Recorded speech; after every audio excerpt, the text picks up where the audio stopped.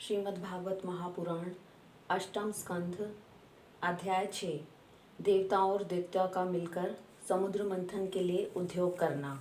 श्री सुखदेव जी कहते हैं, परीक्षित, जब देवताओं ने सर्वशक्तिमान भगवान श्री हरि की इस प्रकार स्तुति की तब वे उनके बीच में ही प्रकट हो गए।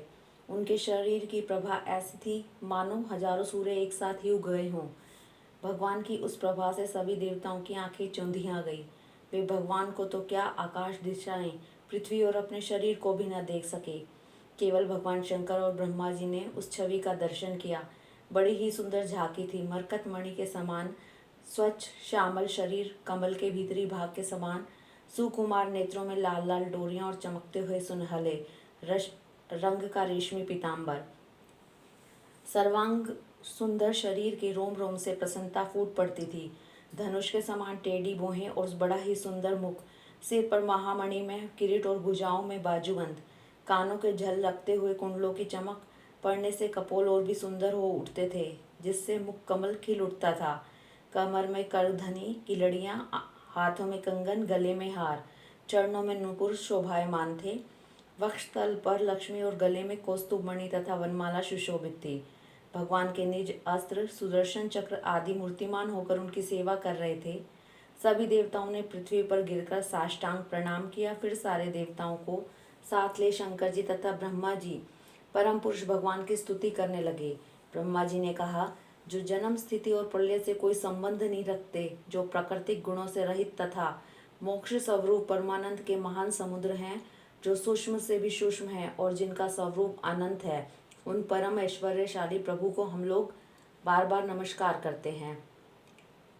पुरुषोत्तम, अपना कल्याण चाहने वाले साधक वेदोक्त एवं 5 रात्रोक्त विधि से आपकी इसी स्वरूप की उपासना करते हैं। मुझे भी रचने वाले प्रभु, आपके इस विश्व में स्वरूप में मुझे समस्त देवगणों के सहित तीनों लोग दिखाई दे रहे हैं। आप में ही पहले यह जगत लीन था, मध्य में यह आपसे ही स्थित था और अंत में यह पुनः आप में ही लीन हो जाएगा। आप स्वयं कार्य कारण से परे परम स्वतंत्र हैं। आप इस जगत के आदि, अंत और मध्य हैं, वैसे ही जैसे घड़े का आदि, मध्य और अंत मिट्टी है। आप अपने ही आश्रय रहने वाली अपनी माया से इस संसार की रचना करते हैं।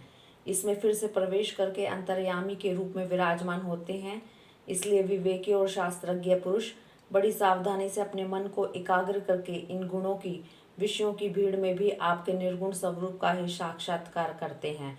जैसे मनुष्य युक्ति के द्वारा लकड़ी से आग, गौ से अमृत के समान दूध, पृथ्वी से अन्न तथा जल और व्यापार से अपनी आजीविका का प्राप्त कर लेते हैं, वैसे ही विवेकी पुरुष भी अपनी शुद्ध बुद्धि से भक्ति योग, ज्ञान योग आदि के द्वारा आपको उन विषयों में ही प्राप्त कर लेते हैं और अपनी अनुभूति के अनुसार आपका वर्णन भी करते हैं।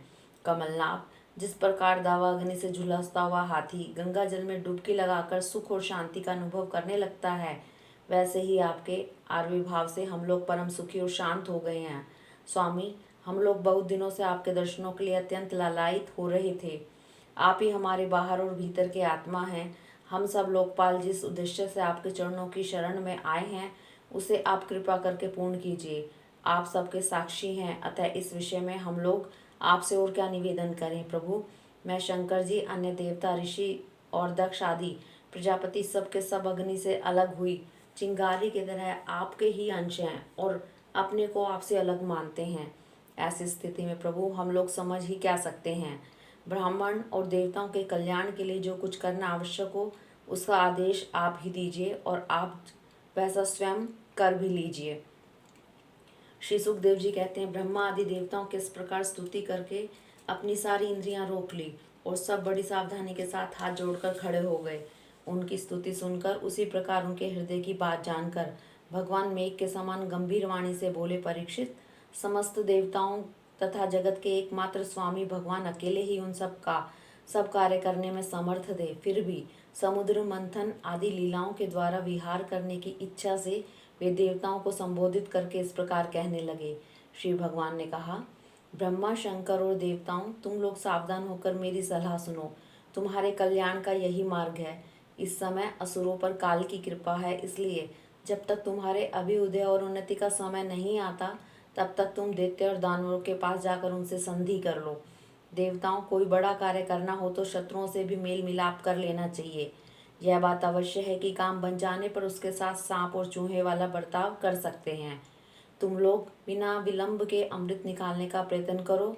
उसे पी लेने पर मरने वाला प्राणी भी अमर हो जाता है। पहले क्षीर सागर में सब प्रकार के घास, तिनके, लताएं और औषधियाँ डाल दो। फिर तुम लोग मंदराचल की मथानी और वासुकी नाग को नेति बनाकर मेरी सहायता से समुद्र का मंथन करो।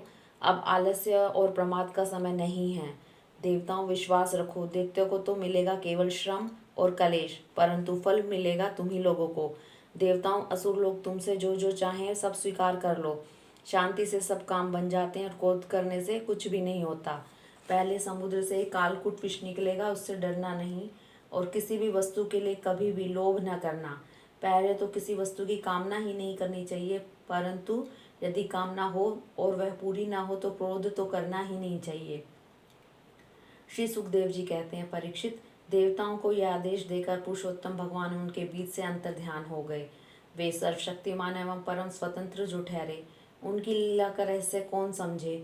उनके चले जाने पर ब्रह्मा और शंकर ने फिर से भगवान को नमस्कार किया और वे अपने अपने लोकों को चले गए।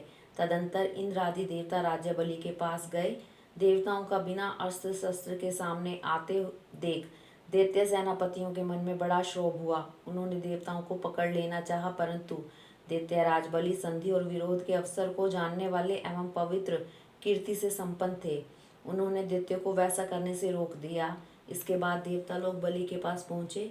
बलि ने तीनों लोगों को जीत लिया था। वे समस्त संपत्तियों से सेवित एवं असुर सेनापतियों से सुरक्षित होकर अपने राज सिंहासन पर बैठे हुए थे। बुद्धिमान इंद्र ने बड़ी मधुर वाणी से समझाते हुए राजा बलि से सब बातें कहीं, जिनकी शिक्षा स्वयं भगवान ने उन्हें दी थी। वह बात दैत्यराज बलि को जच गई। वहां बैठे हुए दूसरे सेनापति शंबर, अरिष्टनेमी और त्रिपुर निवासी असुरों को यह बात बड़ी अच्छी लगी। तब देवता और असुरों ने आपस में संधि समझौता करके मित्रता कर ली और परीक्षित वे सब मिलकर अमृत मंथन के लिए पूर्ण उद्योग करने लगे। इसके बाद उन्होंने अपनी शक्ति से मंदराचल को उखाड़ लिया और ललकारते तथा गरजते हुए उसे समुद्र तट की ओर ले चले। उनकी भुजाएं परिख के समान थी, शरीर में शक्ति भी थी और अपने अपने बल का घमंड तो था ही, परंतु एक तो वह मंदर पर्वत बहुत भारी था और दूसरे उसे ले जाना भी बहुत दूर था। इससे इंद्र, बलि आदि सब के सब हार गए। जब ये किसी प्रकार भी मंदराचल को आगे न ले जा सके, तब विवश होकर उन्होंने उसे रास्ते में ही पटक दिया। वह सोने का पर्वत मंदराचल बड़ा भारी था। गिरते समय उसने बहुत से देवता और दानवों को चकनाचूर कर डाला। उन देवता और असुरों के हाथ, कमर और कंधे टूट ही गए, मन भी टूट गया। उनका उत्साह भंग हुआ देखकर गरुड़ पर चढ़े हुए भगवान सहसा वहीं प्रकट हो गए। उन्होंने देखा कि देवता और असुर पर्वत के गिरने से पिस गए हैं, अतः उन्होंने अपनी अमृतमयी दृष्टि से देवताओं को इस प्रकार जीवित कर दिया मानो उनके शरीर में बिल्कुल चोट ही न लगी हो। इसके बाद उन्होंने खेल ही खेल में एक हाथ से उस पर्वत को उठाकर गरुड़ पर रख दिया और स्वयं भी सवार हो गए। फिर देवता और असुरों के साथ उन्होंने समुद्र तट की यात्रा की। परीक्षित, पक्षीराज गरुड़ ने समुद्र के तट पर पर्वत को उतार दिया। फिर भगवान के विदा करने पर गरुड़ जी वहां से चले गए। हरिओम तत्सत।